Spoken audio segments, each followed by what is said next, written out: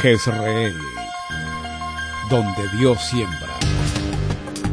Nuestro propósito es compartir las verdades de la palabra de Dios, que han demostrado ser vigentes y relevantes para transformar las vidas de todos aquellos que ponen su confianza en Cristo Jesús. Bienvenidos a la prédica de hoy. Muy bien, vamos a la Biblia nuevamente. Bienvenidos. En esta tarde estamos en unos temas que como temática de septiembre estamos desarrollando, se llaman los desafíos de fe. Estamos hablando de los desafíos de fe. Estamos hablando de que la fe a través de los desafíos va creciendo, se fortalece. La fe en el nombre de Jesús queremos que llegue a los niveles que Él espera. La Biblia dice que si tan solo fuera como un grano de mostaza sería más que suficiente. Tan solo como un grano de mostaza, pero queremos desarrollar la fe para poder alcanzar las dimensiones de lo que Dios tiene. Y estamos hablando la semana pasada de Nick, ¿recuerdan? El video que vimos de un hombre que ante toda dificultad, ante todo problema, surge, sale adelante. ¿Cuántos estuvieron hace 8 días? O más bien, ¿quiénes no vinieron? Para enviarles el video. ¿No les llegó el video esta semana? ¿Les llegó? Sí les llegó. Los que no les han llegado el video seguramente no nos han dejado el correo, pero normalmente a los que nos dejan correo les enviamos el video. Así que si no les llegó el video, avísenos para reenviárselo esta semana. El video, como usted lo pudo haber visto, los que estuvieron, es un video de testimonio. El testimonio consiste en cómo sobreponerse uno a las adversidades. Una de las cosas más importantes es la actitud con la que uno asuma los problemas. No podemos determinar qué problemas tenemos o no, pero sí podemos determinar cómo los podemos asumir y solucionar. Muy bien, estamos en Primera de Reyes capítulo 17. Para ambientarnos un poquito, quisiera que usted leyera el capítulo 18, el versículo 2 solamente. Y allí en el capítulo 18, el versículo 2 nos dice que era una época donde había una hambre grave, ¿cierto? 18.2. 18.2 nos ilustra de la situación que se está viviendo, una hambre grave. ¿Ha visto usted una hambre grave? Sí la estamos viendo, solo que no nos está afectando directamente a nosotros. Estamos teniendo nuestros vecinos en Venezuela con una situación difícil. Usted ha visto que pues no es un montaje de noticia, sino simplemente es el testimonio de mucha gente que aún su peso físico ha bajado. ¿Por qué? Porque no hay alimento. Y estamos hablando de una situación que no es extrema, no es que no haya alimentos, sino que pues obviamente es complicado, es difícil, y de alguna manera estamos viendo gente que tiene una gran necesidad de hambre, de alimento pues, tiene una gran hambre. En el caso de la Biblia, ya llevan 3 años con escasez de lluvia, no ha habido cosechas en 3 años, y obviamente después de 3 años el hambre es grave. Una de las cosas que uno tiene que recordar es que hemos pasado problemas, hemos pasado necesidades. En alguna célula les compartía que para mí Villavicencio fue una época en mi ministerio duro, un ministerio muy floreciente, pero muy difícil económicamente. Y hubo un mes en donde no tuvimos asignación y por lo tanto fue un mes de iglesia guerrera. En otras palabras, ayuno obligatorio. ¿Cierto? Uno cuando no tiene que comer, en lugar de amargarse por no tener que comer, pues inviértelo en oración. Y así nos tocaba, abríamos la mesa, nos sentábamos con los hijos, poníamos los platos desocupados, y ellos le preguntaban qué era el almuerzo. Como no había, entonces no era que no hubiese almuerzo, sino que estábamos en ayuno. Y ese fue un tiempo difícil. Mis hijos no se atrofiaron, no se afectaron, siguieron creciendo normal. Nosotros tampoco. Fue una época difícil, la sobrepasamos porque de todas maneras Dios siempre es fiel, lo básico y necesario siempre Dios lo dará, pero estrechez, de pronto usted también la ha vivido, pero no hemos vivido una estrechez que lleva acumulado 3 años, entonces la situación es bastante grave. Muy bien, vamos al versículo número 17 del capítulo 17, dice, después de estas cosas aconteció, así comienza esta porción. Obviamente entonces tendríamos que hacer referencia a los primeros 16 versículos para saber en esa hambre que se vivía qué había sucedido. Y bueno, los primeros 16 versículos, para hacer un recuento rápido de la situación, los primeros 16 nos cuentan que efectivamente al escasear el agua viene el hambre, pero que Dios de alguna forma sobrenatural había provisto específicamente para el profeta Elías la provisión. Él estaba en un arroyo que se llama el arroyo de Querib, allí había algo de agua todavía y cosas milagrosas de Dios. La forma en que Dios procede fue a través de cuervos que le llevaban pan y carne todos los días. Así fue como Dios sostuvo al profeta, porque normalmente cuando nosotros estamos en un contexto social, en el caso nuestro de Bogotá, y si algo le sucediera a Bogotá tarde o temprano, eso que sucede nos afecta a nosotros, independiente de que o no seamos los responsables, o independiente de que Dios nos haya colocado para decirle a la nación o decirle a la ciudad que ese problema viene. Eso le tocó a Elías. A Elías le tocó decir que iba a haber escasez, pero le tocó sufrir la propia escasez. Pero Dios siempre será fiel y Dios le proveyó a él. Cuando se acabó el arroyo, dice que cuando el arroyo ya se secó, entonces Dios le dio una orden. Eso dice los primeros versículos. Y la orden fue que fuera a la ciudad de Sarepta, y allí había una mujer que había recibido instrucciones para sostenerle. La característica de la mujer es que era viuda, tenía un único hijo, y obviamente ella también estaba en situación de limitación. ¿Por qué? Porque ella vivía en Israel. No era una mujer que tuviese muchos recursos. Simplemente Dios le había dado la instrucción de que ella se iba a encargar de sostener. Y el profeta fue a la ciudad de Sarepta, se encontró con la mujer lo llevó a su casa, lo atendió conforme el profeta le dijo, y es que usara el aceite, usara la harina que tenía, porque ninguno de los dos se iba a escasear, no se iban a agotar, y que Dios a través de su milagro iba a proveer, y eso sucedió. La mujer sostuvo al profeta durante muchos días hasta que nuevamente vino la lluvia. Recuerde que aunque haya momentos difíciles, si está la provisión de Dios va a ser suficiente hasta que vuelvan otra vez los procesos naturales, nuestro trabajo, nuestros salarios o las utilidades de nuestras empresas. Eso sucedió en los primeros 16 versículos. Por eso cuando dice, después de estas cosas, ya nos ubica en una antesala de una mujer. Ubiquémonos con la mujer viuda, que cuando recibió al profeta, ella solamente tenía un poquito de aceite, un poquito de harina, pero le creyó a Dios y le sirvió al profeta, y para ella, para su hijo y para el profeta hubo suficiente provisión. Ahora sí metámonos en el versículo 17, la siguiente parte. Dice, cayó enfermo el hijo del ama de casa, y la enfermedad fue tan grave que no quedó en él aliento. A veces la Biblia, yo digo que tiene sus particularidades, dice las cosas de tal manera que no suenen tan difíciles y duras, ¿cierto? La mujer había visto la provisión de Dios, ella solamente tenía una provisión limitada, pero Dios se la extendió. Pero una vez que eso sucede, uno esperaría que en todas las cosas de ahí en adelante fluyeran, todas las cosas de ahí en adelante resultaran buenas, pero la Biblia dice que el único hijo que ella tenía, se enfermó de una enfermedad grave y murió. Eso es lo que quiere decir que se quedó sin aliento, ¿cierto? Se quedó sin aliento y se murió. Y ni siquiera es que estaba enfermo, muy enfermo, estaba tan grave que la enfermedad rápidamente se llevó a este niño. Entonces, imagínense, viene de una antesala de sequía, de necesidad. De alguna forma viene un profeta, habita en su casa, Dios multiplica milagrosamente su provisión, pero inmediatamente termina ese milagro, viene otra prueba, la prueba aún mucho más dura, porque toca sus emociones, toca lo único que para ella realmente tiene valor en la vida, su hijo muere. A veces los cristianos nos preguntan, ¿y por qué le sucede a uno ciertas calamidades, ciertas situaciones complejas o difíciles? Y siempre hemos respondido lo mismo, mientras estemos en el mundo, obviamente estamos sujetos también a que nos pase lo que le puede pasar a cualquier otra persona en el mundo. Nosotros no somos personas que tenemos un seguro contra todo tipo de eventualidades que suceden en el mundo. Lo que sí dijo Dios es que estaría con nosotros en medio de todas ellas. Y efectivamente había habido hambre y el Señor había estado allí. Había habido escasez y Dios estaba allí. Ahora hay muerte. Y lo triste de todo esto es que se acentúa una tras de otra. Pasa una y surge la siguiente. Y a veces nos dicen los cristianos no solamente por qué nos pasan, sino por qué nos pasan tan seguido.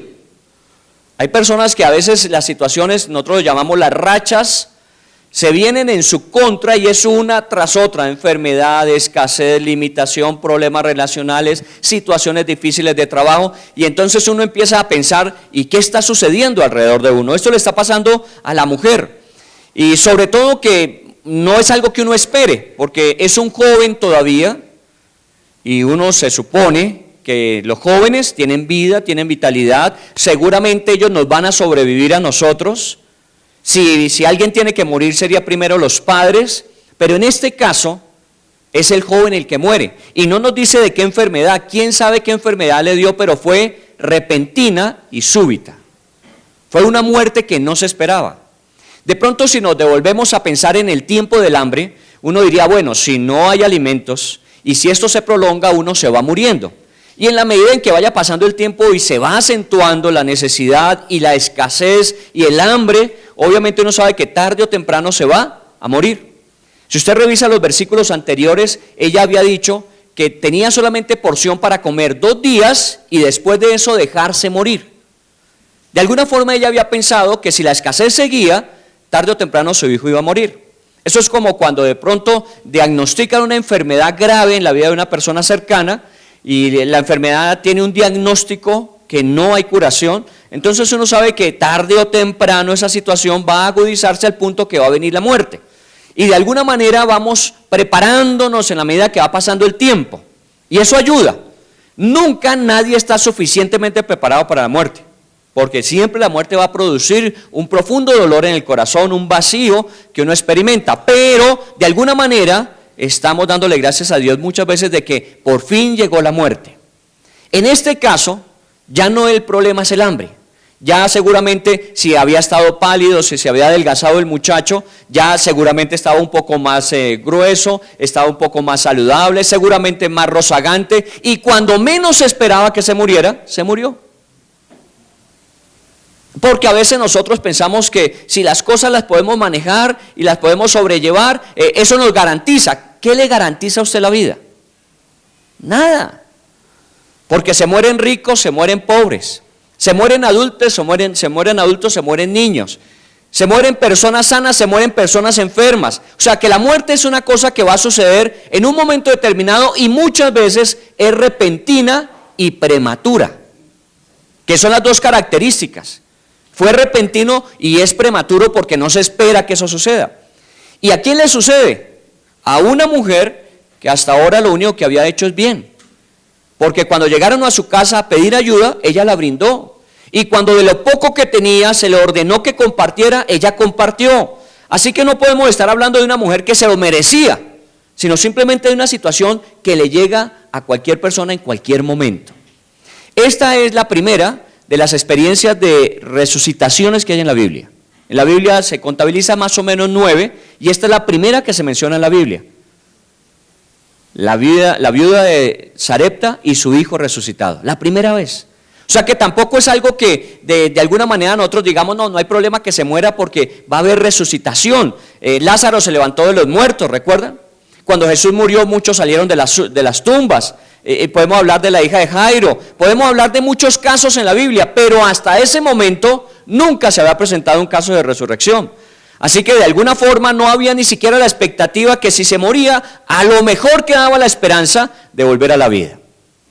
En el versículo 17 dice que la enfermedad fue grave y no quedó aliento. En el versículo 12, devolviéndonos un poquitico, al final dice, para que comamos y nos dejemos morir. De alguna forma uno sabe que se va a morir. ¿De qué? No lo sabemos. Prepárese. Uno debe estar preparado. El que no está preparado para morir, no está preparado para vivir. El que piensa que la muerte eso será así, quién sabe cuándo, créame que no va a disfrutar al máximo ni va a invertir correctamente el tiempo. Uno tiene que saber que el tiempo mío es hoy, ahora. Que yo no puedo andar pensando mañana lo haré, mañana iré, mañana sanaré, mañana restauraré, es hoy. Porque si hoy es el último día, es la última oportunidad que yo tenía. De manera que llegando a este momento nosotros tenemos que actuar en el presente. La mujer estaba viviendo su momento especial, en medio de necesidad, pero con provisión para ella. Pero viene entonces la muerte. Versículo de Santiago 1:2 voy a leer, dice, hermanos míos, tened por sumo gozo cuando os halléis en diversas pruebas. Santiago 1:2. Y es una recomendación que nos hace la Biblia. Cuando nos hallemos en dificultades como estas, hambre, pérdida de seres queridos, la propia muerte, ¿qué dice la Biblia? Tened por sumo gozo cuando os halléis en diversas pruebas. ¿Quién puede tener sumo gozo cuando vienen las pruebas o dificultades y cuando son acumulativas?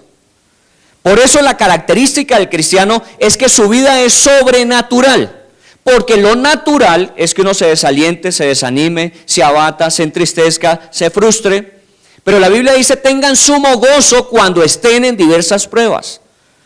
En estos días hablábamos en una de las células, les he compartido algunos, y en la iglesia tenemos personas con todo tipo de profesiones. Hay unos que son fisioterapeutas y nos decían en esta semana que cuando una persona cae en depresión y un solo día que en esa depresión se quede acostado, que no se mueva de su cama, pierde masa muscular. Y entonces empieza a agudizarse el problema, porque si el problema ya es emocional y empieza a perder masa muscular, ya el problema pasa de emocional a físico también. Y normalmente eso es lo que va sucediendo en estos casos cuando nosotros no reaccionamos adecuadamente. Siempre voy a advertir y siempre voy a decir, porque personalmente mi testimonio tiene que ver con depresión, temperamentos depresivos. Yo soy una persona que mi temperamento tendía a la depresión y obviamente me era muy fácil caer en procesos depresivos. Y normalmente yo los manejaba, pues como hasta esa época lo sabía, con los Panchos y con los Trío Diamantes. Cuando yo estaba depresivo era lo que ponía era música de esa. Y ahí me contentaba un rato. El problema era cuando se acababa el disco o el cassette y vuelva uno a aterrizar en la realidad. Y a veces eso se prolongaba. Hoy día entiendo que aún mi temperamento puede tener tendencia depresiva, pero tengo que conocerme también, que ya sé cuándo comienza a tocar la depresión a mi vida, cuándo comienza a decir, déjeme entrar. Y normalmente entra a través de una dificultad, de un problema, de una relación que no está funcionando, y empieza uno a pensar, ¿no? Yo así soy. ¿Sí ve? A mí no me quiere. Todo lo que uno hace por la gente, y mire cómo le responde la gente. Todo lo que uno hace y mire cómo le va en la vida. Y cuando yo empiezo así, yo ya sé para dónde voy. Entonces, he aprendido a conocer que esa, siendo una de mis debilidades en la vida, tengo que rápidamente manejarlas. ¿Cómo la manejo? Ya no en los Panchos, ya no en los Tríos Diamantes. Hoy día la manejo con mi agenda. Inmediatamente yo entro a ese proceso, lo que hago es levantarme, ir a revisar mi agenda de actividades y retomar lo que tengo que hacer. Porque no me puedo quedar quieto. Si me quedo quieto, no solamente la masa muscular la que se va a afectar, sino también mi masa de fe, mi masa de capacidad de responder. Entonces tengo que rápidamente, y eso me ha ayudado. No es que no los tenga, sino que ya demoran menos. Hay días de días. Por eso procuro al máximo no darle lugar, pero hay días. A Dios gracias puedo decir que soy libre de la depresión, pero que no deja de tocar de vez en cuando a mi vida. En este caso la Biblia dice, cuando se hallen en diversas pruebas, siempre respondan con gozo. Cuando uno retoma las actividades, cuando uno vuelve a sus agendas, inmediatamente uno empieza a hacer realización de proyectos, obviamente lo planeado, y uno se va sintiendo ¿cómo? Mejor. En la medida en que yo voy haciendo cosas, yo me siento cada vez mejor. Y eso ahuyenta en mi corazón la tristeza, la congoja, la depresión. Está la mujer en diversas pruebas, hambre, escasez, súmele a eso que ya era viuda, que le tocaba a ella sostener, direccionar su hogar, o sea que las cosas para ella literalmente cuando se hallan en diversas pruebas. Muy bien, estamos en el versículo de Santiago 1:2, usted toma nota. ¿Cómo reaccionó en Primera de Reyes 17, cómo reaccionó la viuda? Entonces imagínense por un momento, eso vale la pena hacerlo siempre, en el caso de que llega a su casa su hijo que ella esperaba que estuviese bien, había comida, estaba la provisión, y cuando llega su hijo está gravemente enfermo, y ella trata de hacer lo posible, y resulta que nada le resultó, y su hijo finalmente murió. Lo tiene entre sus brazos. Bueno, las mamás, yo sé que se pueden identificar más fácilmente con eso, lo tiene en sus brazos, su hijo está muerto. No sé si a usted le haya pasado una experiencia que de pronto un desmayo de su hijo. o una situación donde se accidentó y perdió el conocimiento. Pero en ese caso es más que eso, no hay vida en él y lo sostiene. Y con la impotencia de no poder hacer nada por él, su corazón obviamente debe estar destrozado y lo normal sería que estuviese llorando. Así ella reacciona. ¿Y qué podemos decir de esa reacción? Es normal. Nosotros a veces le decimos a la gente, no, pero sea fuerte. Pues es que usted no está en los zapatos de esa persona. Camine un día en mis zapatos para que pueda entender cómo es mi vida. En este caso la mujer está gravemente enferma, gravemente compungida. No es solamente la gravedad de la hambre, gravedad de la enfermedad de su hijo, sino su corazón ahora está grave también. Debe estar en el piso la mujer. ¿Usted cómo reacciona? ¿Usted cómo hace cuando tiene dificultades? Sería bueno para que le contara a esa mujer qué hacer. En el versículo 18, ella empieza a responder a su problema. Dice, y ella dijo a Elías, ¿qué tengo yo contigo, varón de Dios? ¿Qué quiere decir esa frase? ¿Por qué me está pasando esto a mí? Parece ser que el de la mala suerte es usted. Viene usted a mi casa, mi hijo está bien, está sano y se muere. Claro que se le olvidó que por haber llegado el profeta a su casa, hubo alimento, hubo comida. Pero de alguna forma su reacción es siempre culpar a alguien. Muchas veces culpamos a otros. Muchas veces terminamos culpándonos a nosotros. Pero es una reacción, parte de este proceso cuando hay pérdida a través de la muerte que se llama el duelo. Una de las cosas es el sentimiento de culpa. ¿Por qué no hice más? A lo mejor estaba pensando, ¿y por qué yo no me fui a otro lugar, busqué otra alternativa? A mí cuando me preguntan, mire, mi papá, mi mamá, mi hermano está gravemente enfermo, los médicos dicen que no hay nada que hacer, y pues aunque dan una opción a través de, pero ¿para qué si de todas maneras se va a morir? Siempre mi recomendación es, lo que pueda hacer, hágalo. Porque si no después, la culpa va a venir a su vida, y le va a decir, ¿y por qué no lo hizo? ¿Y qué hubiera pasado si lo hubiera hecho? Usted puede responder razonalmente, no hubiera pasado nada porque los médicos decían que no iba a pasar nada, que solamente era algo paliativo. Usted no sabe si a través de eso pudo haberse movido Dios y haberlo sanado. Entonces lo mejor es, haga todo lo que pueda hacer mientras pueda hacerlo para que no venga la culpa. Seguramente ella hizo todo lo que tenía que hacer y entonces buscó el culpable ¿en quién? En el profeta. ¿Por qué Dios ha hecho esto conmigo? Y le pregunta al profeta, ¿qué pasó? ¿Yo qué hice de malo? Yo al contrario, a usted lo recibí, yo al contrario le di alimento, le di hospedaje. ¿Por qué me pasa esto a mí? ¿No le ha pasado que usted se pregunta en las crisis, ¿por qué le pasa a usted si usted es bueno? ¿Por qué le pasa si usted no ha hecho nada malo? ¿Por qué le pasa eso en la vida si usted es una persona que normalmente ayuda, si usted colabora? Porque pensamos que, vuelvo a insistir, tenemos un seguro que si hacemos las cosas buenas, obviamente cosas buenas tendrán que venirnos.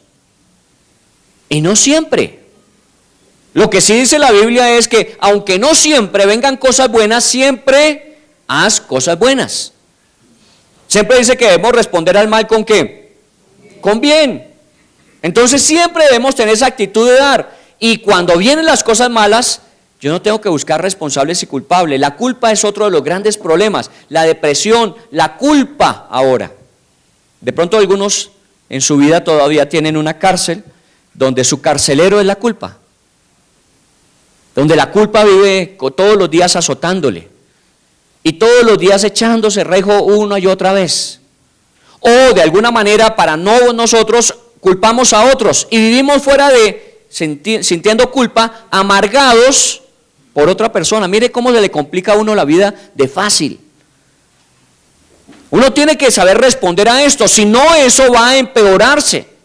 Y aquí vemos a una mujer que tiene culpa fuera de que de alguna forma tiene un gran dolor, una gran pérdida, simplemente está acumulando más daño sobre su vida.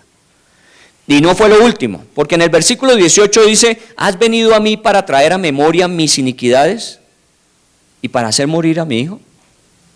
Otra reacción, ¿cuál es? Esto me lo merezco. Porque lo que está diciendo es, de alguna forma, usted como profeta de Dios que vino a mi casa, de alguna forma es un acusador de mi vida, de mis pecados, de lo malo que yo he hecho. Si usted revisa el pasaje, en ningún momento Elías hizo referencia a alguna falla de la mujer, algún error de ella, algún pecado de ella, nunca lo hizo. Pero ella inconscientemente en la situación está diciendo, yo me merezco esto, a lo mejor por lo que hice o dejé de hacer. Y bueno, perfecto, ¿quién? Entonces, de alguna manera, si usted quiere buscar razones que justifiquen el que usted muchas veces tenga que atravesar por problemas por culpa suya, por sus pecados, los encuentra. Siempre uno va a encontrar razones para decir, mire, es que yo hice así, yo no hice, yo actué de esta manera, yo dije esto, y posiblemente como consecuencia de lo malo que hice, coseché lo malo que me vino. Pero no siempre es así. Y el profeta no le está hablando del pecado, Dios no está sacando a relucir una situación de crisis en su vida espiritual de la mujer. Simplemente es un problema que hay que enfrentar, pero esa no es la manera correcta de enfrentarlo. Así que cuando venga alguna situación y usted empiece en su mente a pensar, ¿y quién sabe qué malo hice? Pues revise si no ha confesado los pecados. Si ya los confesó, si ya usted confesó lo que de alguna forma en el pasado mal hizo, ya dese por libre, porque la Biblia dice que si confesamos, Dios es fiel y justo para perdonarse, y asegura la Biblia que una vez que Dios perdona, olvida. Así que Dios no tiene que estar cobrándonos cuentas del pasado, si yo las he arreglado a través del sacrificio de Cristo en la cruz. Y de esa manera entonces la reacción no es la adecuada. Y no podemos pedirle más. Recuerde, es viuda, ha pasado por una crisis de hambre de 3 años. De alguna manera, aunque se solucionó, fue rápido y vino lo peor que podía pasar, y es la muerte de su hijo. Está en una gran situación de necesidad. ¿Qué hizo el profeta? Reacción del profeta. Porque pues a veces nos pasa a nosotros, pero a veces le pasa a otro que está cercano, y nosotros estamos en el lugar ahora del profeta. ¿Qué haría usted si una persona que está a su lado le empieza a contar todas sus cuitas, como le está contando Primera de Reyes 17, lo que le está pasando a esta mujer? Y que de alguna manera usted se siente acusado por esa persona, de responsable de lo que le está pasando, porque ella dijo, usted profeta de Dios, cuando vino se me vinieron los problemas de mi vida. ¿Qué haría usted? Ahí es donde viene y la puerca tuerce el rabo, y el bocadillo le pone a mordiscos, porque uno queda... O yo le sigo el juego, me amargo y empiezo a responderle conforme a... O la pregunta es, ¿qué debo hacer? Vamos a ver qué hizo el profeta. En el versículo 19 dice, él le dijo, dame acá tu hijo. Cuando la mujer le dijo, ¿y por qué me ha venido esto? ¿Y por qué vino a sacar a relucir mis pecados? ¿Y qué le respondió Elías de eso? Nada. ¿Sabe qué es lo mejor que uno puede hacer con una persona cuando está en esos procesos donde empieza a formar crisis, extrovertiéndola de su corazón, diciendo cosas que se siente culpable, que se siente? ¿Sabe qué es lo mejor? Escuche, no diga nada, porque nada de lo que usted diga en ese momento le va a servir. Lo único que esa persona necesita en ese momento es poder sacar de su corazón todo lo que está viviendo y sintiendo. Y el profeta se quedó callado, pero no se fue, no huyó, se quedó ahí. Aunque de alguna manera estuviesen acusándole, se quedó ahí. Y esto no es fácil. Yo siempre les he contado una historia de la iglesia, cuando en un día de la madre regresaba una familia de su día de la madre celebrándolo por fuera de Bogotá, y hubo un accidente como el que pasó hace poco ahí en la autopista contra un puente. Y uno de los miembros de esa familia, de unos líderes de la iglesia, falleció en ese accidente. Y los otros quedaron de recoger con pedacitos. Y cuando fuimos a la cardio infantil, que allá llevaron algunos de ellos, y estábamos allí y un grupo de personas estábamos orando por la situación, alguien se me acercó y me dijo, ¿y por qué no fue usted? Claro, usted es el líder. Y una situación tan difícil y tan dura, debía ser a usted a quien le sucediera. ¿Usted cree que cómo se siente uno? ¿Y ahora yo qué hago? ¿Yo qué le digo? Y yo quedé mudo no porque tenía la actitud de Elías, sino porque la verdad es que, ¿y qué le digo? No sé qué responder. Y a mí me quedó eso sonando. Y créame que yo estuve orando diciendo, Señor, la verdad, pues sí, pues si yo soy el papá de mi familia y viene un daño a mi vida, a la vida de mi familia, ¿en quién esperaría uno que recayera? Pues sobre uno o no. Uno no dice, no, que le caiga a cualquiera de los hijos, al más travieso, a la oveja negra. No dice, no, aún sea la oveja negra. Si viene un daño a mi familia, ojalá cayera sobre mí. Y yo pensaba así, ¿por qué no? ¿Sabe qué me respondió Dios? Porque usted no era capaz de soportar esa situación. Pero si yo soy el líder, sí. Pero Dios da a cada uno conforme lo que puede sobrellevar. Y de pronto esa persona que sobrevivió al accidente, su familiar murió y sus otros familiares quedaron muy mal. Seguramente esa persona tenía una mayor capacidad para soportar en ese momento esa situación. Y eso fue lo que me dijo Dios. Y cuando tuve la oportunidad de volver a hablar con la persona que me preguntó que por qué no había sido yo, le pude responder. Porque de pronto yo no hubiese podido asumir esto como él lo está asumiendo. Él para mí fue mucho más valiente. Y a lo mejor yo no hubiese tenido esa capacidad. Pero cuando no tengo respuesta, lo mejor es quedarse callado. Uno a veces trata de explicarle y darle razón y lo que hace es empeorar la situación. Mejor quédese callado, pero esté presente. En Villavicencio, pues las experiencias ministeriales nos han ayudado muchísimo. En Villavicencio, una de las familias asistentes, uno de sus hermanos, eran 3 hermanos, 2 hermanas y un varón, el hermano se enfermó de cáncer. Y lo trajeron a Bogotá, a hospital militar, a atenderlo, a darle pues obviamente tratamiento. Y un día dijimos con Hilda, bueno, vamos a Bogotá y aprovechamos y lo visitamos. Estaba en el hospital, estaba en tratamiento.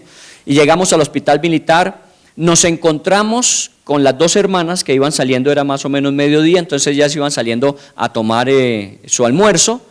Y nos dijeron qué habitación estaba y que bueno, menos mal que habíamos llegado nosotros para poder estar con él mientras ellas almorzaban. Y cuando llegamos nosotros a la habitación, acababa de fallecer su hermano. Ellas acababan de salir y todo parecía estar bien. Bueno, bien entre las condiciones que se podía estar bien. Y cuando nosotros llegamos, la noticia es que estaba todo el mundo en revuelo porque se acababa de morir. Entonces, ¿qué tenía que hacer?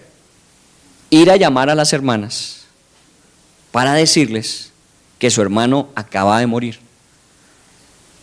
¿Cómo decirle a una persona que aunque su hermano está enfermo, pero no es inminente su muerte, decirle, mire, es que se acabó de morir? Apenas ustedes salieron, él se murió.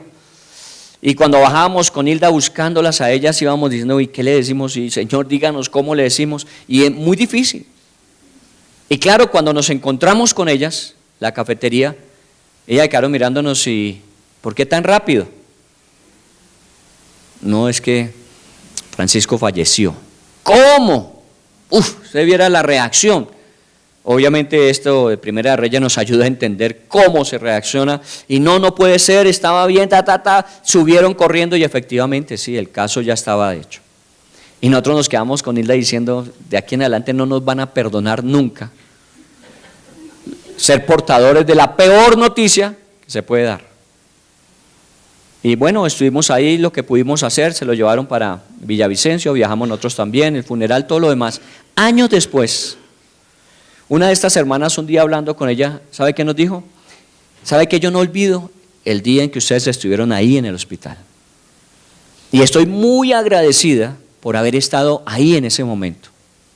No hicimos nada, no dijimos nada, pero nunca lo olvidó y estaba muy agradecida por eso. Por eso la Biblia dice que es mejor estar en la casa de luto que en la de banquete. Aunque no tenga uno nada que decir, en la de luto. A lo mejor lo único que tiene que hacer uno es presencia, pero eso puede ser más que suficiente. El profeta no se fue, el profeta no se rascó la cabeza diciendo, y esta me va a insultar ahora y yo no tengo la culpa, me voy. No, se quedó, aguantó el chaparrón y no dio lugar a explicación. A veces es mejor quedarse callado, pero me imagino que el profeta estaría internamente como está uno diciendo, Señor, ¿y ahora qué? ¿Qué hacemos ahora? Se le acaba de morir el hijo. Le traes una bendición de alimento, pero se le lleva al hijo. ¿Cómo hacemos? Bueno, dame acá tu hijo, le dijo en el versículo 19.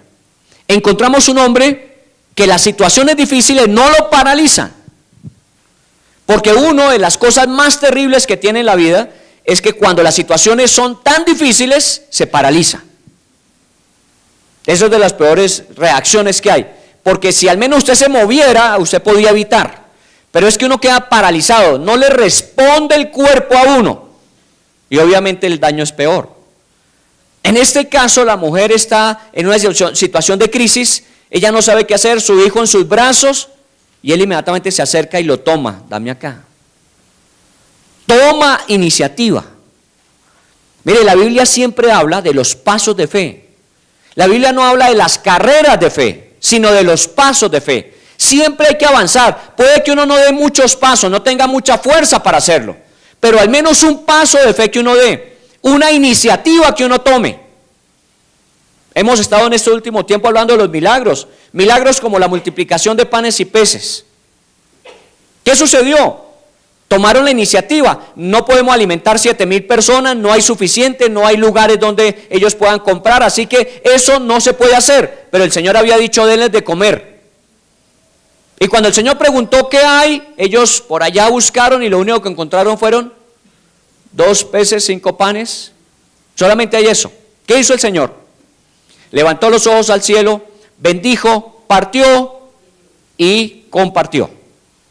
4 cosas. Alzó los ojos al cielo, bendijo los panes y peces que habían, empezó a partirlos y empezó a repartirlos. ¿Y qué sucedió? Comieron 7,000 personas, sobraron 12 cestas y la gente estaba saciada. Así hace Dios. Cuando uno toma la iniciativa, si de pronto uno tiene los 5 panes y los 2 peces, dice, ¿para qué los voy a arriesgar? Más bien guardémoslos y que sirvan de desayuno mañana. No sabe qué, sáquelos. ¿Qué es lo que tiene? Yo tengo solamente eso. Y el Señor puede hacer con eso muchas grandes cosas. Cuando llegó a la casa de la mujer viuda, el profeta, y le dijo, dame de comer, ¿qué le dijo a ella? Solamente tengo un poquito de aceite, un poquito de harina, que nos daría para la comida de hoy y mañana mía y de mi hijo, y nos morimos, yo no tengo más. Pero el profeta le dijo, vaya y prepare, vaya y haga. Que Dios ha dicho que la harina no escaseará, ni el aceite faltará. Vaya y haga lo que tiene que hacer con el poquito que tiene. Pasos de fe, ¿qué podemos hacer? No podemos hacer mucho, pero haga lo que tiene que hacer. A veces el cristiano ante las situaciones se cruza de brazos. No, que Dios haga el milagro. Sí, Dios lo va a hacer, porque usted no tiene la capacidad. Pero usted tiene que moverse, por lo menos coja al niño en sus brazos. Y eso fue lo que él hizo, dame el niño. La mamá no se sentía capaz de manejar la situación, pero él sabe y confía en que Dios puede hacer grandes cosas. Acaba de hacerlo. Escasez de agua porque Dios había dicho que por la rebeldía de Israel no iba a haber agua. Acaba de venir provisión de cuervos con carne y pan. Acaba de venir agua. Acaba de multiplicarse el aceite. Dios puede hacer cosas grandes. Él lo sabe. Y toma la iniciativa. Dame acá el niño, lo toma. Y en el versículo 19, la segunda parte dice, entonces él tomó en su regazo al niño y lo llevó al aposento donde él estaba y lo puso sobre su cama. Asumió el problema, lo puso sobre su regazo. ¿Sabe qué? El problema de otro es también mi problema. Esa es la característica de una iglesia guerrera, de una iglesia en la brecha, que toma los problemas de otros y los hace suyos. Nosotros a veces oramos por el problema de otros. A veces oramos por las necesidades de otros. Dios no quiere eso. Dios quiere que usted lo asuma. A ver, si a mí me correspondiera hacer, ¿qué haría? Lo tomo en mi regazo, lo recibo, lo acepto y digo, Señor, en el nombre de Jesús, algo tienes que hacer aquí. Esa es la característica de la oración. La oración no es algo que yo hago a ver si de pronto pega, si de pronto le responda. Y más bien a veces decimos al Señor, y si no, dale paz. No, ¿cómo podemos resolver el problema? Lo tomó y lo llevó ¿a dónde? A su aposento, a su cuarto. Bueno, Mateo 6:6 nos puede ayudar a entender qué significa eso del aposento. Dice, mas tú cuando ores, entra en tu aposento y cerrada la puerta, ora a tu Padre que está en secreto, y tu Padre que está en secreto te recompensará en público. Ese es el versículo que hoy memorizaron los niños del arca. ¿Sí o no? Las mamás saben. Yo allá estaba hace un ratico metido. Y los chinches chiquitos están repitiendo de memoria ese versículo. Y les están enseñando que cuando tengan problemas, ¿qué deben hacer? Orar. y vaya a su aposento y cierre la puerta. ¿Y sabe qué hicieron cuando estaban allá arriba repitiendo ese versículo? Se aseguraron de cerrar la puerta. Porque es literal, cuando usted cierra la puerta y está usted solo, ¿con quién está? Elías no salió a buscar los médicos, no salió a buscar a ver quién podía ayudarle, no. Él se fue a donde la Biblia dice que debe irse uno, al lugar secreto, al lugar privado. ¿Lo tiene? ¿Recuerdan la película que vimos en alguna oportunidad? El cuarto de guerra. ¿Usted tiene su cuarto de guerra? ¿Usted tiene su lugar donde maneja sus crisis? Usted sabe que el ejército tiene eso. Tiene un lugar donde están todos los recursos para manejar los momentos de crisis. Y ahí se reúnen cuando tienen que tomar las decisiones más difíciles. Y todo está en tiempo real. Cuarto de crisis, cuarto de guerra, llámelo aposento, lugar secreto, llámelo como quiera, pero debe existir. En ese cuarto, cuando seguramente el profeta quedaba ya en la noche solo, en ese cuarto él se encontraba con el Señor y hablaba con el Señor, y el Señor le hablaba a él. En ese cuarto recibía instrucciones, así como descargaba su corazón. Ese es el lugar que debemos buscar cuando hay crisis, pero si no existe, hay que construirlo. Aquí está el oratorio. Es un lugar de crisis. Cuando tenga problemas, cuando tenga necesidades y no sepa cómo resolverlas, venga. No se la voy a resolver. Le invito a que entre al oratorio. Ahí es que se resuelven los problemas, si es que usted no tiene uno en su casa. Nosotros nos preocupamos porque haya el cuarto de la televisión, que el cuarto de esto, lo otro, y tiene un cuarto de crisis. Tiene un lugar, aposento secreto, donde usted puede ir en lo secreto, y su padre que lo ve en secreto le va a recompensar en público. El profeta sabía que ese era su lugar, donde tenía que llevar sus peores problemas. ¿Y allí lo llevó o no? ¿Por qué no lo hizo en la sala? ¿Por qué no lo hizo en la cocina? Porque es que la Biblia dice, y tu padre que ve en lo secreto, te recompensará en público. Y efectivamente fue a su lugar secreto, y allí oró a Dios. Versículo 20, y clamando a Jehová dijo, Dios mío, aún a la viuda en cuya casa estoy hospedado, has afligido, haciéndole morir su hijo. ¿Cómo se siente esa oración? Como un reclamo, ¿no? Es un reclamo para Dios, pareciera ser. En otra versión, estuve buscando porque a mí también me pareció, y cómo se atreve a decirle, Señor, como que la culpa es suya, ¿no? Me la echaron a mí, pero la culpa es suya finalmente. En otra versión dice, Señor mi Dios, ¿acaso a la viuda que me hospedó en su casa y que me dio de comer, vas a afligirla dejando morir a su hijo? Oiga bien, dejando morir a su hijo. El hijo estaba muerto. Pero cuando le ora a Dios dice como, Señor, no está muerto, todavía no está del todo muerto. ¿Le vas a dejar así? Y sabe que hace alusión a lo que la mujer había hecho. Esta es la mujer que me hospedó, la mujer que estuvo dispuesta a recibirme, la mujer que creyó, la mujer que compartió lo que tenía. Señor, de esta manera vas a pagar. Yo no creo eso. Yo no creo que tú seas el Dios que aflijas a los que hacen el bien. Yo creo que eres el Dios que también ve lo que la gente hace.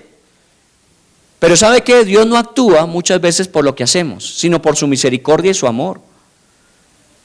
También eso sucedió con el centurión. El centurión, cuando tuvo su hijo enfermo, ¿qué dijo la gente del centurión? Señor, Él nos ha ayudado a construir una sinagoga. Él nos ha ayudado en muchas situaciones. De pronto no se congrega con nosotros en la misma iglesia, pero ¿sabe qué? Él nos ha colaborado. Es bueno que le respondas. Nosotros siempre vamos al Señor y le decimos qué hemos hecho para merecernos que nos responda.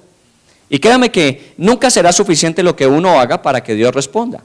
Y sobre todo una cuenta tan grande como esta que está muerto. Entienda que Dios no tiene necesidad de ponernos a nosotros a hacer cosas para Él compensarlas. Pero Dios sí observa lo que nosotros hemos hecho. Dios sí lo ve, porque Él mismo lo dice, un vaso con agua que des a un necesitado no quedará sin recompensa. Él lo ve. A veces la gente le dice, ¿de qué sirve portarse bien si de todas maneras le va a ir mal? No, tranquilo. Hay alguien que ve y conforme ve, también responde. Él sabe lo que usted ha hecho. o ha dejado de hacer.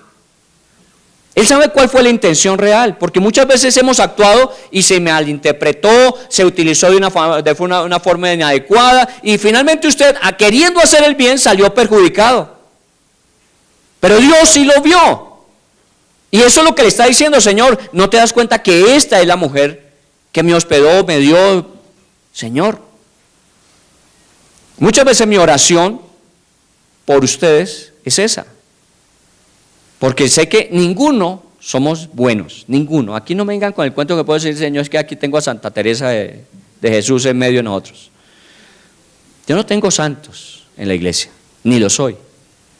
Pero sí puedo dar testimonio de la fe de muchos de ustedes, que aún en las peores situaciones de crisis y dificultad, han mantenido el paso firme. De eso sí puedo dar testimonio. Y muchas veces mi oración a Dios es así. No le puedo reclamar porque Él sabe mejor que yo lo que está haciendo. Y Él sabe para qué lo está haciendo.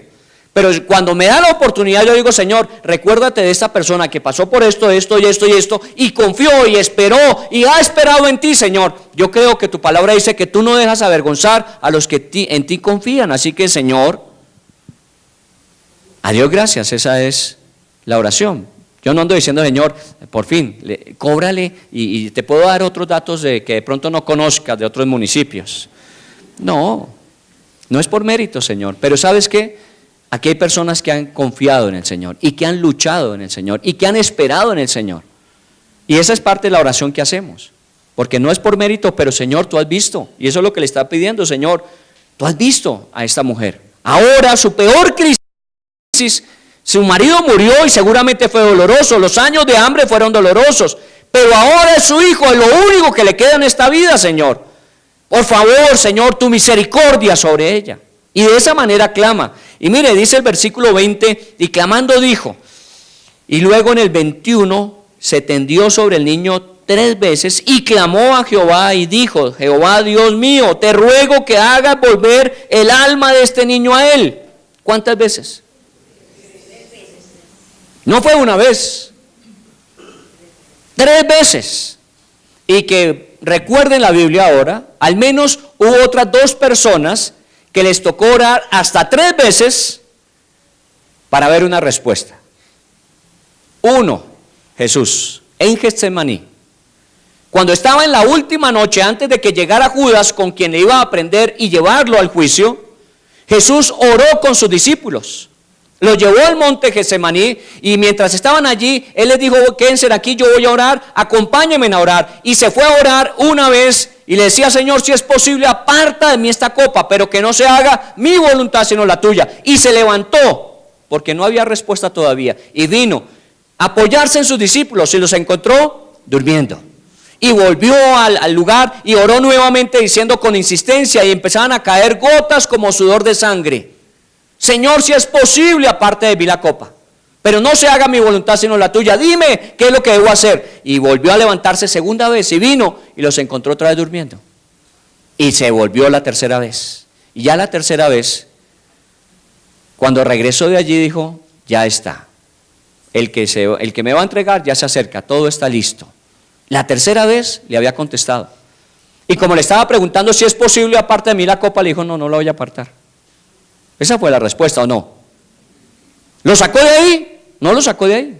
Lo fortaleció para que ahí estuviese, porque usted no encuentra a Jesús escondiéndose detrás de Pedro y diciendo: si preguntan, que no estoy. Cuando la gente se estaba acercando, Jesús salió y preguntó: ¿a quién buscan? ¿Recuerda ese pasaje en los evangelios? Y dijeron: no, es que estamos buscando a Jesús, yo soy. Pum, la gente caía. Yo soy. ¿Recuerda el yo soy de la Biblia? Yo soy el que soy. Cuando Jesús decía el yo soy, ¡pum!, la gente caía.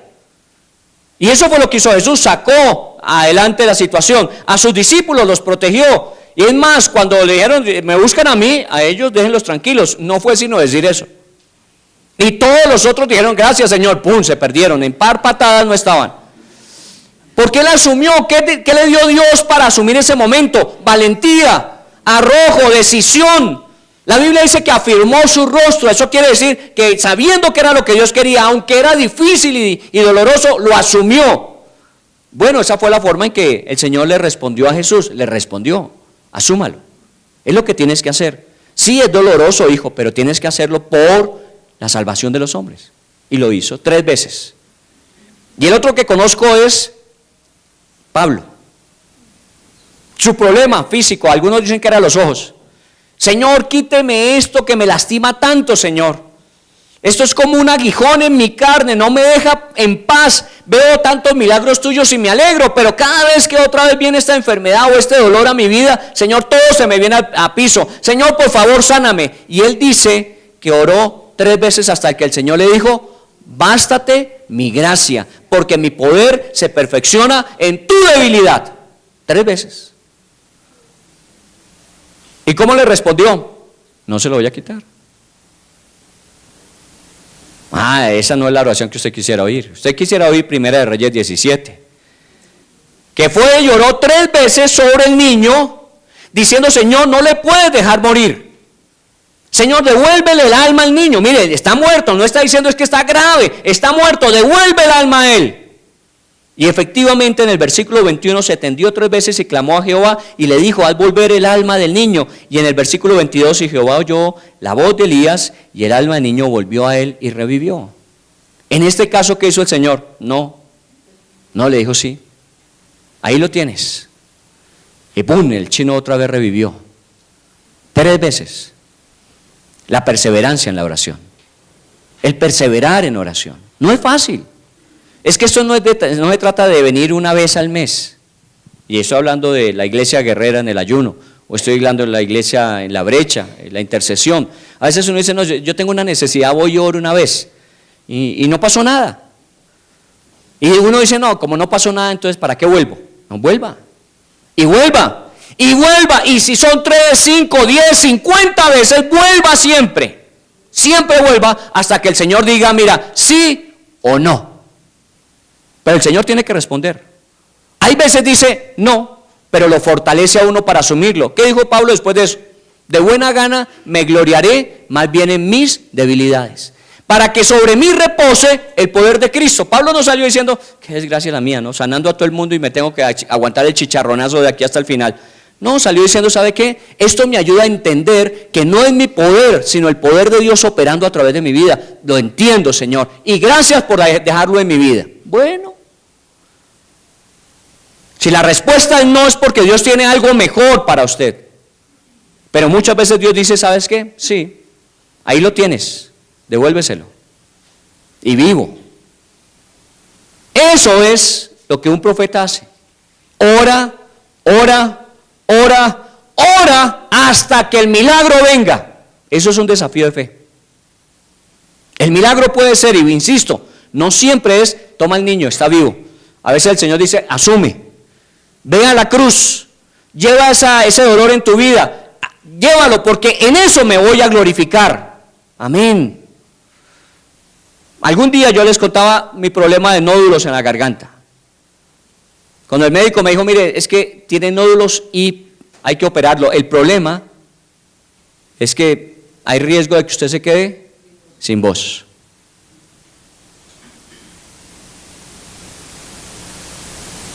¿Y de qué voy a vivir? Si lo que hago más es hablar. ¿Usted cree que no pasó por mi cabeza eso? Entonces ya no voy a poder predicar, ya no voy a poder hablar con la gente. De eso es que yo vivo de eso. Y el Señor me dijo: eso no es lo único. Tú puedes escribir. Pues sí, ¿no? Bueno, entonces de buena gana me gloriaré, que operen. Si nos quedamos mudos, escribiremos. Como no me quedé mudo, todavía no he escrito. Pues él me dijo: sí, escriba. Todavía no, bueno, y voy a escribir. Pero todavía no, porque todavía puedo hablar. El Señor puede decir no, pero siempre tiene algo mejor para nosotros. O puede decir sí. ¿Cómo sería el gozo de la mujer cuando el Señor le respondió dándole nuevamente a su hijo? Miren en el versículo 22, y entonces el alma del niño volvió y revivió, y el 23, tomando luego Elías al niño, lo trajo del aposento a la casa y lo dio a su madre, y le dijo Elías: mira, tu hijo vive. Entonces la mujer dijo: ahora conozco que tú eres varón de Dios y que la palabra de Jehová es verdad en tu boca. Ahora, apenas. Recuerda que había llegado en una época de hambre, de escasez, que solamente tenía provisión para 2 días y se iba a morir de todas maneras. Y Dios le multiplicó el pan, Dios le multiplicó la provisión. ¿No se dio cuenta que era Dios? Bueno, a veces uno necesita el doble milagro, ¿o no? ¿Recuerdan los ciegos que el Señor los tocó? Y el Señor dijo, abran los ojos. ¿Y qué ven? Como árboles, dijeron. ¿Cierto? Pin. ¿Ahora qué ven? Ah, no, ya los vemos claramente, son hombres. A veces uno necesita más de un milagro porque incrédulos sí somos. Dios le ha dado un chance, le ha dado 2 chances, le ha dado 3 chances, le ha dado 4. ¿Cuánto le tiene que dar para que usted finalmente diga, uy, ahora entiendo que la palabra de Dios es verdad? ¿Cuántos milagros más tienen que suceder en nuestras vidas? En su vida ha sucedido más de un milagro, seguramente. Yo le podía contar, en estos días que he estado hablando de esto de los desafíos de fe, he contado muchos de los milagros que han pasado en nuestras vidas. Y milagros, son cosas sobrenaturales. ¿Y qué ha sucedido en cada milagro? Se ha fortalecido la fe, la confianza, la convicción. Para Dios no hay nada que sea imposible. Y para el que cree, todo le es posible. Y lo peor que me puede pasar hacia el futuro es mejorar. Eso ya lo tengo claro. No quiere decir que, a veces no me siento estremecido. Sí, claro, también. Yo les he dicho en estos días que cada vez que paso por la parte de reformas que estamos haciendo y me acuerdo cuánto vale, el Señor me recuerda. Es por fe, porque uno por fe es que vive. No tenemos aquí a Laurita, me hubiera gustado. Laurita fue una de nuestras profesionales, o es una de nuestras profesionales que estuvo 1 año en Londres, cerca de Londres estudiando. Se fue hace 1 año, ya regresó. Pero antes de irse, qué crisis tan terrible. Porque normalmente hemos escuchado eso no se puede, eso es muy costoso, eso es muy difícil, nosotros no tenemos plata, ¿de dónde va a sacar? Todo lo que usted quiera decir. Y que tiene validez. No estamos viendo aquí que eso es una locura, no. Pero más el problema está en nuestra mente, en creer que es posible. Y en ese tiempo con Claudia, que era su líder, y estuvimos orando y hablando, y no, juégatela, confía en el Señor. ¿Sabe qué me dijo ahora que regresó? Todo lo tenía preparado el Señor. Todo, desde que llegué, la persona que me recogió, sin cuenta de, porque no me conocía, me llevó, me recorrió por toda la ciudad, me mostró dónde era la universidad, me llevó a mi aposento, llegué al lugar donde me habían contratado, un buen lugar, con baño privado, porque eso es el problema, ¿no? Que como son estudiantes que viven 5 o 6 en una casa, apenas 1 o 2 baños y tiene que ser compartido. Nunca le tocó baño compartido, siempre tuvo baño privado. Una vez lo mandaron a una casa porque le tocó hacer cambio por temporada y llegó a una casa y la mandaron a un cuarto. Compartir el baño afuera, ¿por qué? Pero de pronto el señor de la casa llegó y le dijo, ¿sabe qué? Tengo que pedirle que entregue este cuarto porque vamos a hacer unos arreglos. Bueno, está bien. Entonces su cuarto ahora es aquel, con baño privado. Ella decía, ¿qué me faltó? No me faltó nada. Y una de las cosas más de su maestría que terminó, una de las cosas que más aprendió es que ella no confía de los papás solamente, no confía de la buena suerte en la vida, no confía de su capacidad, sino que su mayor fortaleza de confianza está puesta en el Señor. Eso es lo que uno aprende de todo esto. Nuestra confianza está en el Señor, no en las capacidades, no en la habilidad, no en los recursos, no en la gente, está en el Señor. Y cuando suceden milagros, uno tiene que entender eso. Ah, Señor, yo puedo confiar en ti. Cada milagro que sucede es un nuevo pilar para nuestra fe. Confíe en el Señor. Y siempre que se enfrente a un problema, recuerde el pasado. Usted está sentado sobre testimonio, porque este lugar es testimonio. Y aquí tenemos miles de testimonios, porque tenemos muchas experiencias de muchos años. ¿Por qué arrugarnos hacia el futuro, cuando tenemos un pasado tan rico en experiencias de Dios? ¿Sabe qué fue lo primero que le dijo el profeta cuando llegó a la casa y esta mujer dijo, uy, pero es que yo no tengo suficiente provisión, no me queda sino un poquito, y si lo comparto con usted nos queda menos? ¿Sabe qué le dijo? No temas, y ve y haz lo que has dicho. No temas. ¿Sabe? Este tiempo no es para temer. Este tiempo que vivimos en la nación, este tiempo que se vive en el mundo, este tiempo que se vive en la economía, este tiempo que se vive en cualquier parte donde todo el mundo está atemorizado, donde la expectativa no es la mejor, ¿sabe qué? Confíe en el Señor y no tema. ¿A cuánto va el dólar ya? ¿Sí se ha dado cuenta? Y los que tienen exportaciones e importaciones, quisiéramos dejarlo otra vez en 2.800, 2.900, no, ya va a 3.000. Uy, ¿ahora cómo va a ser? Más milagros. ¿Su declaración de renta ya la presentó o está buscando quién le ayude a evadir? Porque así allá andan muchos. No, yo no quiero pagar impuestos. Tras de que no tengo y ahora el gobierno a quitarme más. ¿En quién confía? ¿Acaso Dios no puede darle? Los estudiantes, los jóvenes estudiantes, ¿yo qué voy a aspirar? ¿Yo qué voy a pensar? Ayer salió el hijo del director de Chía, que va a estar en la vigilia el próximo viernes. Se fue para Milán a estudiar su especialización, su maestría, ¿no? En Milán, Italia. Becado por Colciencias. ¿Y sabe qué pasó? Cuando estaban en todo el trámite de las becas de Conciencias, lo llamaron a él diciendo, oiga, usted hizo una solicitud aquí, pero le falta pagar la plata esta, le falta estos papeles, y ya se acabó el plazo. Sí, qué pena, estuve buscándolos, pero no alcancé. Bueno, tiene 15 días más. Lo llamaron y le dieron 15 días más. Ojalá que usted venga a la vigilia para que escuche al papá contar cómo es que Dios se mueve haciendo cosas imposibles. Por eso para nuestros hijos no hay nada que sea imposible, si creemos en el Señor. Pero los papás somos todos temerosos y amedrentados. No, y yo cómo, yo no tengo, no, y cómo se va a ir solito, y solitos hallacos estos que ya acabarropas que son, y que solitos, ¿cuál que solitos se van a ir? ¿Acaso el Señor no está con ellos? ¿Acaso el Señor no va delante de ellos como poderoso gigante? Déjenlos que se vayan, déjenlos que vivan el propósito de Dios en sus vidas. No los amarren más, no les impidan más. Usted es una plataforma, usted no es un muelle. Usted es una plataforma para dispararlos, no es un muelle para amarrarlos. Pero créale al Señor y arriésguese. Uno tiene que arriesgarse. Y una, y otra, hasta que el Señor diga sí o diga no, pero lo prepara uno para lo que viene. Pero el Señor responde, y eso fue lo que hizo el profeta. Y pues Elías, claro, era Elías, pero ¿sabe qué dice el libro de Santiago de Elías en el capítulo 5, el versículo 17? Dice, Elías era un hombre sujeto a pasiones semejantes a las nuestras, pero oró fervientemente y Dios le contestó la petición. Es un hombre sujeto como usted y yo a lo mismo que nosotros vivimos. A veces nosotros decimos, no, pero es que eso se trata de los héroes de la Biblia. No, los héroes de la Biblia todavía existen y están aquí sentados.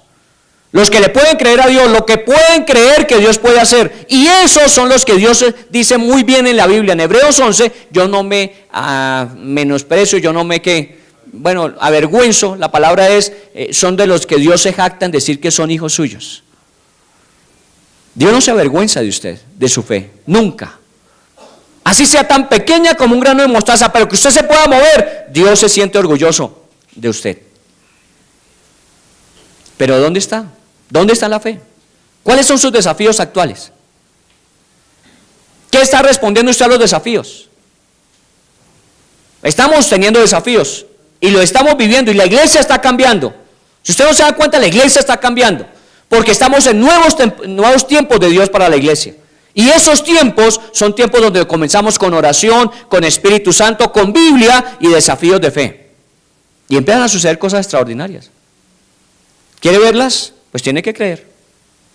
Jesús en Juan 11:45 dijo, entonces muchos de los judíos que habían venido para acompañar a María y vieron lo que Jesús hizo, creyeron en él. ¿Cuántos pueden creer cuando ven lo que Dios puede hacer? Uno a veces ora, Señor, mi familia que es más incrédula, eso no quieren creer en el Señor, de pronto porque no han visto nada.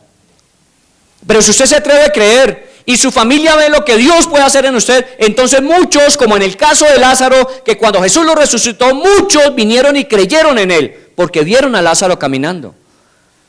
Y eso es lo que el mundo está esperando ver. Cuando todo el mundo se queja, cuando todo el mundo se lamenta, cuando todo el mundo trata de evadir, cuando todo el mundo deja su responsabilidad, tienen que levantarse los que dicen, aquí estamos y vamos a hacer lo que Dios nos dijo. Y muchos van a creer cuando nos vean actuar. Ese es el desafío de fe. El país puede ser mucho mejor si hay hombres y mujeres dispuestos a decir, yo también. Yo creo. Porque el Señor siempre trae agua donde hay sequía. El Señor siempre trae felicidad donde hay tristeza. El Señor trae vida donde hay muerte. El Señor siempre tiene una respuesta. Creemos. ¿Qué desafío le está haciendo Dios a usted? En lo personal, en lo particular. ¿Cómo lo está asumiendo? ¿Qué está diciendo? Bueno, por lo menos Primera de Reyes 17 nos ayuda a tener a un profeta que asume, va y ora fervientemente y ve la respuesta de Dios. ¿Quiere usted ver cosas grandes de Dios?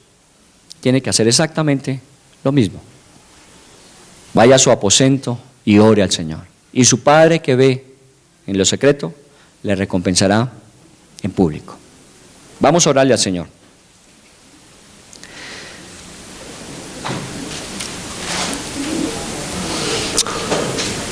Padre, en el nombre de Jesús yo quiero agradecerte por la experiencia de vida que nos has permitido compartir con muchas personas durante muchos años. Hace un tiempo, cuando nos reunimos con los líderes de la iglesia, expresaba a ellos que no son discípulos de la iglesia, que no solamente son los líderes de la iglesia, sino que en este caminar nos hemos convertido en amigos que caminamos juntos en la experiencia de ver a Dios moverse en medio de nosotros. Con algunos más tiempo, con otros menos tiempo, pero hemos caminado viendo la gloria de Dios de muchas formas. Tiempo nos faltaría para poder hablar de todos los testimonios que han acaecido, que han venido a nuestras vidas por ello. Y en esta tarde yo puedo decir que es un lugar donde Dios hace milagros. La vida de cada uno, la familia de cada uno. Solo que a veces los retos y desafíos nos replantean a cada uno de nosotros, nos vuelven a estremecer para revisar cómo está mi fe, cómo estamos. A la mujer todo le estaba saliendo bien, había comida en su casa, alrededor todo el mundo tenía escasez, porque fue su harina y fue su aceite la que Dios multiplicó para proveerle. Pero cuando ella pensaba que todo estaba bien, su hijo, lo más preciado, lo de más valor, lo que ella más quisiera tener, ya no lo tiene, se muere. Pero allí hay un hombre que sabe lo que tiene que hacerse. Es un hombre que ha sido tratado por Dios, ha sido formado por Dios. Y él asume. Y ese día la mujer al final dijo, ahora entiendo que eres un varón de Dios y que la palabra de Dios es verdad. Porque ese hombre supo responder en el momento de crisis. ¿Cuántas personas a nuestro alrededor tienen crisis, tienen dificultades como las tenemos nosotros? Y si nosotros no podemos con la nuestra, ¿cómo pretendemos ayudar a otros? Nosotros queremos cambiar el mundo, pero ni siquiera podemos con nosotros. ¿Qué vamos a cambiar? Por eso los desafíos de fe primero vienen a nuestras vidas. Y es lo que Dios en este tiempo ha hecho. Desafíos de fe. ¿Le creemos? ¿Cómo respondemos? ¿Tomamos la iniciativa? ¿Vamos a los lugares secretos con Dios y oramos? ¿Clamamos hasta que Dios responda? Y podemos venir a decir, mire, aquí está, lo que era muerto ahora vive, lo que estaba perdido fue hallado. En el nombre de Jesús, desafíe su propia fe. Todavía nos queda por ver muchas y mayores cosas que las que hemos visto. Todavía nos queda. Las cosas que Dios nos ha permitido, que hemos recibido, solamente son para afirmar que Dios es fiel y que cuando Él dice, Él hace, porque la palabra de Dios es verdad. Sobre la enfermedad, sobre la escasez, sobre la necesidad, sobre la falta de trabajo, sobre... Cada uno de nosotros sabe sobre qué la palabra de Dios es verdad. ¿Y en qué tenemos que caminar valientemente? En este caso, Dios le respondió a Elías diciéndole, toma la vida del hijo y devuélveselo a la mamá. En el caso de Jesús le dijo, hijo, tienes que asumirlo y yo te doy el valor para que lo hagas. Y así lo hizo y fue hasta la muerte y muerte de cruz. Y en el caso de Pablo dice, Señor, si tengo que sobrellevarlo para ver tu poder en mi vida, lo hago, lo llevo, pero voy a ver tu poder en mi vida. Dios siempre tiene algo mejor para nosotros. Lo peor que nos puede pasar hacia el futuro es que estemos mejor de lo que estamos hoy. Porque lo peor que nos pudo haber pasado ya pasó. Haber estado eternamente separados de Dios por condenación. La Biblia dice que Él nos dio vida eterna cuando estábamos condenados y perdidos. Así que si eso, que era lo más difícil, lo que nadie más podía recuperar, Dios lo hizo en nuestras vidas, de ahí en adelante, ¿qué no nos dará el Señor entonces? ¿A qué le está llamando Dios? ¿Y cómo está respondiendo usted en su mente y en su corazón a Dios? ¿Culpas propias o echándole culpa a otros? Revisando entonces quién sabe qué malo hice y estoy pagando por ello. No, el Señor no es así. Por lo menos el Dios de la Biblia no es así. A veces la impresión que tenemos de Él equivocada es que Dios es así. Me cobra todo lo que yo he hecho. No, Dios no tiene que cobrarle porque ya se lo cobró a uno por usted. Se lo cobró a Jesús en la cruz. Y claro, ¿quién no tiene en su propia vida de qué arrepentirse? ¿Quién en su propia contabilidad no tiene errores cometidos? Pero Cristo pagó por ellos. Y también en Cristo Dios nos dio bendición. Así que no deje que el enemigo, ni usted mismo o misma, se digan a sí mismo, a sí misma, no, es que yo me lo merezco. No, usted no se lo merece. Porque quien llevó eso sobre la cruz fue Jesús. No se lo merecía Él, pero Él lo llevó por usted y por mí. Y por Jesús usted merece una vida completa y con propósito. Porque Él mismo lo dijo, yo he venido para que tengas una vida abundante, completa, con propósito. Eso es lo que usted merece. Entonces no se deje engañar, ni en su mente ni en su corazón. Ni siga echándole culpas a nadie más. No, ya lo que pasó, pasó, déjenlo en las manos del Señor. Y más bien asuma el reto y el desafío. Párese sobre sus pies y diga, Señor, yo acepto hoy que tú tienes cosas mejores y mayores para mí. Y yo acepto hoy que en medio de tanta crisis que vivimos y tanto comentario y tantas cosas que escuchamos, tú eres el Dios que tu palabra es verdad. Y lo que tú dices se hará. Mi trabajo irá bien, mi familia irá bien, mis asuntos irán bien, mi vida cristiana crecerá, mi fe se fortalecerá. Podré ayudar a muchos otros también en ello. Sí, así será mi vida, Señor. Aún en medio de cualquier circunstancia que pueda venir, porque no soy yo el que las determina, tú eres el que determinas mis circunstancias. Y todas las que escojas para mí siempre serán las mejores, y en eso voy a confiar. Y confiado en eso voy a actuar.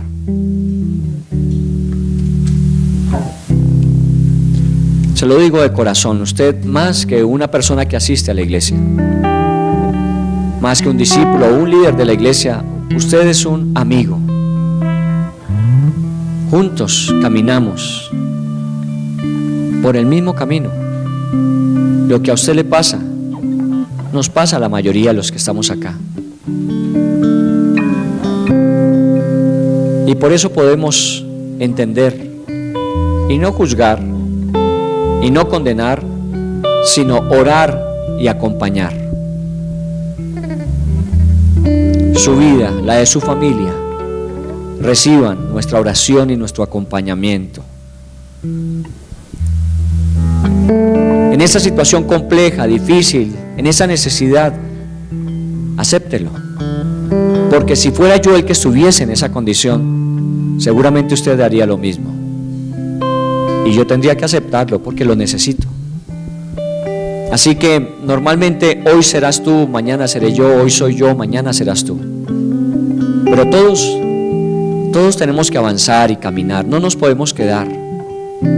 Esto aún no ha terminado y lo que Dios tiene es mejor, así que sacudámonos el polvo del camino.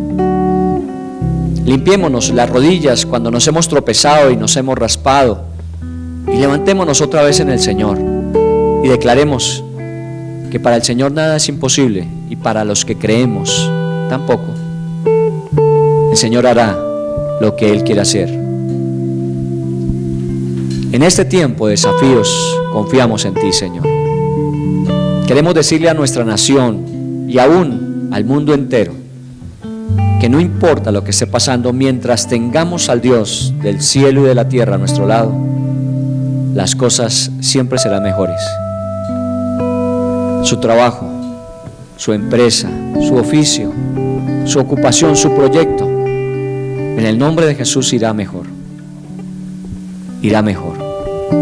A veces hay baches, a veces hay situaciones que no entendemos, pero confíe. El Señor sabe lo que está haciendo. No temas, ve y haz como has dicho. Lo que te propones en tu corazón, lo que en este momento estás diciéndole a Dios: Señor, sí, voy a hacerlo, voy a arrancar, voy a comenzar, voy a continuar, voy a retomar, conforme a lo que hayas dicho, ve y hazlo. No temas. Vas a ver cómo el Señor, lo que pensabas que estaba muerto, te lo devuelve vivo. Lo que pensabas que estaba perdido, te lo va a recuperar. Lo que pensabas que ya no tendría opción, Dios te va a mostrar las oportunidades. Porque Dios te va a devolver lo que tú en tus brazos considerabas muerto. Pero en sus brazos todo tiene vida nueva. Así que en el nombre de Jesús damos gracias a Dios. Tu salud, la salud de tus seres queridos, en el nombre de Jesús. Y ve y decláralo. Conforme a tu fe te sea hecho. Declara en el nombre de Jesús que Dios tiene grandes cosas. Nuestro Dios es poderoso. Para el Dios de los cielos no hay nada que sea difícil, imposible. Ve y decláralo. Y espera ver grandes cosas de Dios para que los que aún no creen puedan creer. Dios te bendiga y te guarde. El Dios de los cielos haga resplandecer su rostro sobre ti. Coloque en tu corazón paz y te muestre su buena voluntad. A ti y a tu familia en todas las cosas. Digámoselo al Señor en canción. Expresemos nuestra fe y llevemos la canción en el corazón. Cada situación, cada circunstancia de esta nueva semana, el Señor ya la tiene bajo control. Solamente caminemos firmes, seguros, confiados en que Dios hará.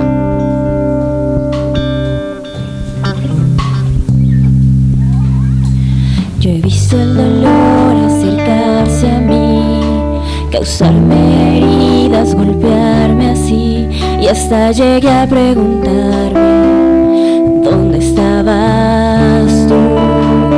Esta pudo ser la historia al comenzar. He hecho preguntas en mi aflicción, buscando respuestas sin contestación, y hasta dudé por instantes de tu compasión.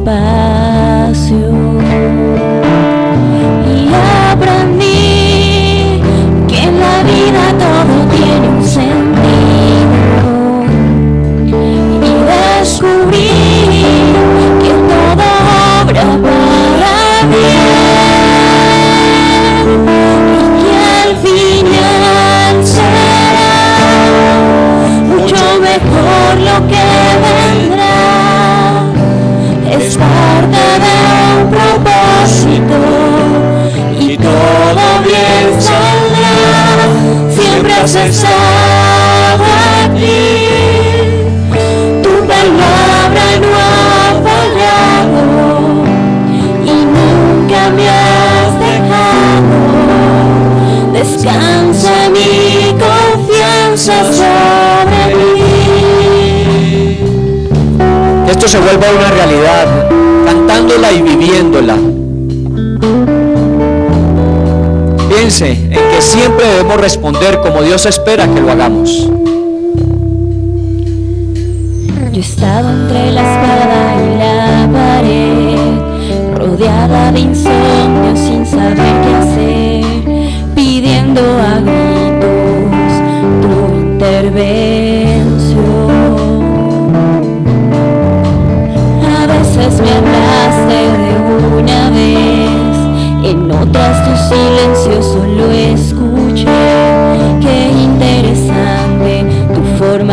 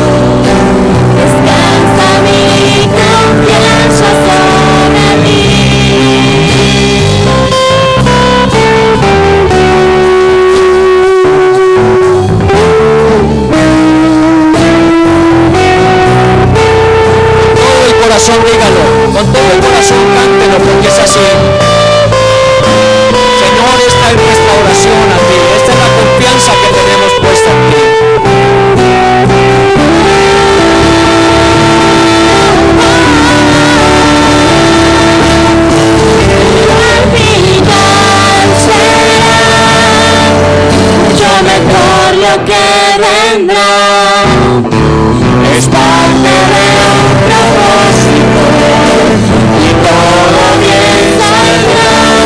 Siempre has estado aquí, tu palabra no ha fallado y nunca me has dejado. Descansa mi confianza sobre ti. Así es, Señor. Esa es la confianza que tenemos y la seguridad con la que avanzamos. Esta semana, Señor, glorifícate mucho más aún. Muestra mucho más tu poder. Déjanos ver, Señor, grandes y cosas sobrenaturales que no habíamos visto antes. Glorifícate, en el nombre de Jesús te lo pedimos. Amén y amén.